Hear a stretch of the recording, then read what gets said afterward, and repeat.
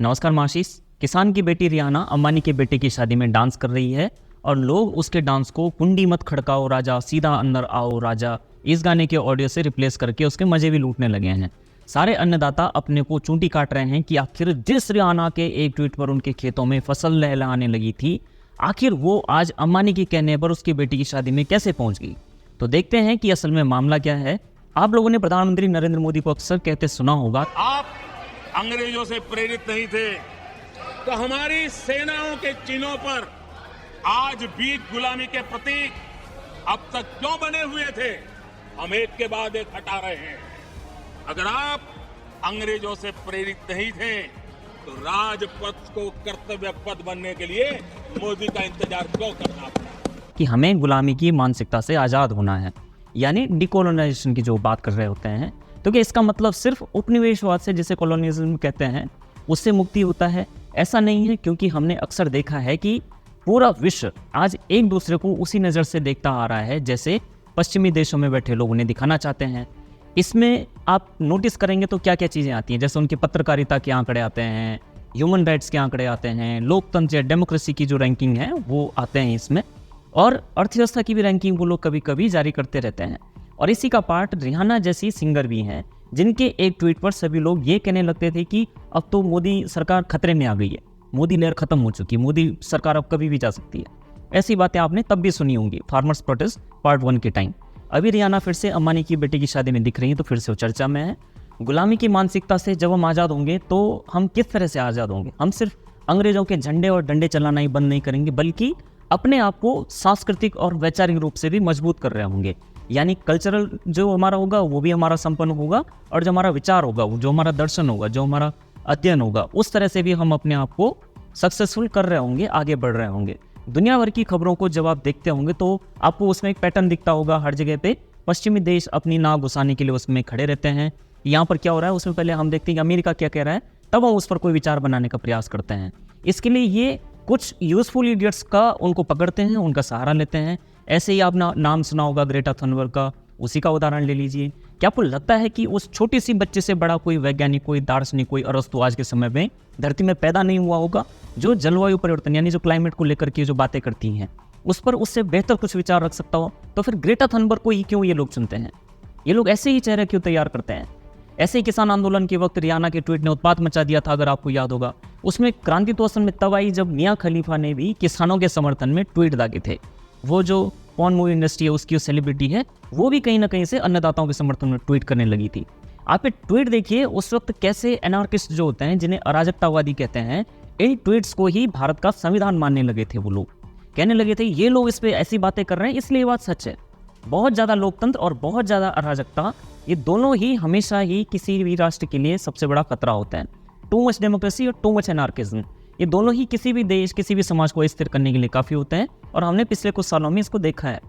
ये हम इन tweet based war के युग में लगभग अब थोड़ा बहुत सभी को ये बातें समझ आने लगी होंगी। फिर आता है कैंसिल कल्चर, यानी अपनों को कैंसिल करके दूसरों को अपनाना। जैसा कि हमारे गढ़वाल, हमारे उत्तराखंड में कहावत भी होती है कि बितरा का बण्या बहरी, गढ़वाली गाना है ये, बितरा का बण्या बहरी बहरा का परवाना। और ऐसा ही इसका मतलब थोड़ा थोड़ा ऐसा है कि जो हमारे अपने लोग हैं उन्हें कैंसिल करना और उनकी गेट कीपिंग करना, और जो बाहरी लोग हैं उन्हें मुंह लगाना और उन्हें अपना माँ बाप घोषित कर देना, इस तरह से अराजकता को बुलावा देना। ऐसे ही उस वक्त रियाना और मियां खलीफा में अपनी जन्नत कुछ लोग देख रहे थे। उन्होंने कहा कि संसद जो कुछ कर रही है वो गलत है, रियाना और मियां खलीफा जो कुछ कह रहे हैं वो सारा सही है। लोकतांत्रिक देश को फांसीवादी बता दिया गया और कहा कि रियाना और मियां खलीफा जो आज कह रही हैं उसी तरह से इस देश को चलना चाहिए। तो क्या यही लोग आज भी रियाना के ठुमकों पर झूम रहे हैं या नहीं? कहाँ गई वो रियाना जिसे भारत के अराजकतावादियों ने अपनी मरियम घोषित कर दिया था? वो अब क्यों उसी रियाना को एक्सपोज कर रहे हैं? यानी रियाना का ट्वीट कोई आइडियोलॉजी से नहीं किया गया था, उसकी कोई विचारधारा उस ट्वीट को करने के पीछे नहीं थी, वो तो बस पैसों के लिए ऐसा कर रही थी। और इन लोगों का अस्तित्व भी इतने तक ही सीमित होता है।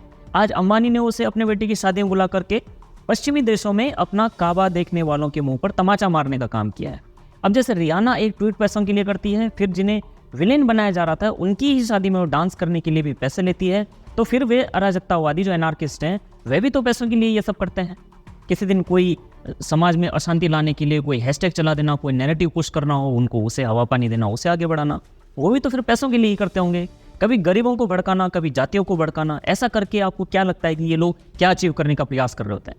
अब इसमें सबसे खतरनाक बात जो है वो ये कि पश्चिमी देश का सोशल मीडिया के नैरेटिव पर जैसा प्रभुत्व है और जिस तरह से हमारे देश में भी हर दूसरा युवा सोशल मीडिया इन्फ्लुएंसर बनने का सपना देखता है, उससे तो ये लोग आसानी से कभी ना कभी इस देश को पश्चिमी देशों के हाथों में झोंक देंगे, क्योंकि कल के दिन पर पश्चिमी देश पैसा फेंकेंगे और जैसा नैरेटिव चाहेंगे वैसा यहाँ पर बैठे लोगों के जरिए समाज को स्थिर करने का काम करेंगे। लोकतांत्रिक रूप से चुनी हुई सरकारों को गिराने का काम भी ये कर सकते हैं। वरना आपको क्या लगता है कि राहुल गांधी जो कांग्रेस नेता है वो हर दूसरे दिन ब्रिटेन या यूके क्या करने जाते हैं? वहाँ पर वो फूड ब्लॉगिंग करने तो जाते नहीं होंगे। तो वापस रियाना पर आते हैं और हमें पता चलता है कि असल में पूंजीवाद एक भयानक विचारधारा है, ये किसी पर भी अपना नियंत्रण स्थापित कर देती है। ऐसा अक्सर आप pro JNU, pro Pakistan, pro left, pro fades को कहने सुनने वाले उनको देखते होंगे, लेकिन इस बार उन्हें एक तगड़ा झटका लगा है रियाना के इस अंबानी के बेटे की शादी में आने से। डिकोलोनाइजेशन यानी उपनिवेशवाद से मुक्ति किस तरह से आएगी ये मैं आपको बता चुका हूँ, यानी सांस्कृतिक और वैचारिक रूप से अपने आप को मजबूत करके, इस बात को स्वीकार करके कि वेस्टर्न कंट्रीज जिसमें कि अमेरिका और ब्रिटेन जैसे बड़े नाम भी शामिल हैं, वो या उनके लोग या उनकी संस्थाएं हमेशा सही हो, ये नहीं हो सकता है। कई बार आप भी ऐसी खबरें शेयर करते होंगे कि देखो देखो जी अमेरिका ये बात कर रहा है इसलिए हमें मानना ही पड़ेगा।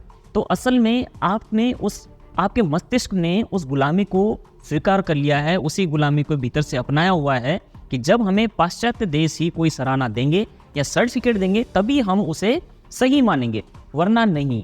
यानी घर की मुर्गी दाल बराबर। वेस्ट के लिए ये पूरी दुनिया एक रिसोर्स की तरह है, उससे ज़्यादा पश्चिमी देश इस विश्व को, इस ग्लोब को कुछ नहीं मानते हैं। उसे जहाँ जहाँ अवसर दिखता है, जहाँ जहाँ मौका और बाजार दिखता है, वो वहाँ अपनी नाक घुसाने का पूरा प्रयास करते हैं। और इससे लड़ने का सिर्फ यही तरीका है कि हम गुलामी की मानसिकता से खुद को आज़ाद करें, जैसे कि प्रधानमंत्री नरेंद्र मोदी कहते हैं। जाते जाते आप लोगों से अपील है कि आप ये वीडियो देखने के बाद रियाना का रूट बॉय वाला गाना जरूर देखें। मैं आशीष, देखते रहते पैम्फलेट। धन्यवाद।